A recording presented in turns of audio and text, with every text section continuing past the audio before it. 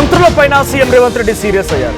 నా మాటల దాడి చేస్తే నాపైన ఎవరు మాట్లాడరా, నాపైన ఇష్టం వచ్చినట్టుగా బీఆర్ఎస్ పార్టీ మాటలతో దాడి చేస్తే ఎవరు మాట్లాడకుండా మౌనంగా ఉంటారా, నేనే సమాధానం ఇవ్వాలా, మీరు మాట్లాడరా అంటూ ఆగ్రహం వెలగక్కారు.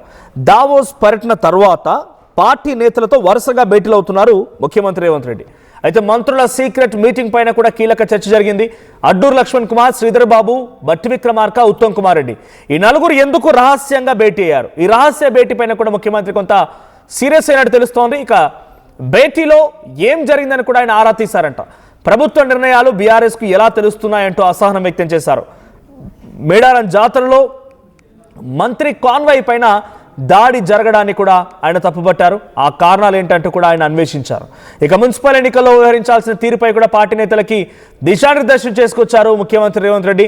సో ప్రస్తుతానికి దావోస్ పర్యటన తర్వాత పెద్ద ఎత్తున దావోస్ పర్యటన ముగించుకొని అటునుంచంటే హార్వర్డ్ యూనివర్సిటీలో ఒక విద్యార్థిగా పాఠాలు నేర్చుకుని అటు పిమ్మట ఇక్కడికి వచ్చినటువంటి ముఖ్యమంత్రి పెద్ద ఎత్తున ఇక్కడ మీటింగులు అనౌన్స్ చేస్తున్నారు. అఫీషియల్స్తో కూర్చుంటున్నారు, పార్టీ నాయకులతో కూర్చుంటున్నారు, పార్టీ సంబంధించిన కీలక నేతలతో చర్చిస్తూ ఉన్నారు.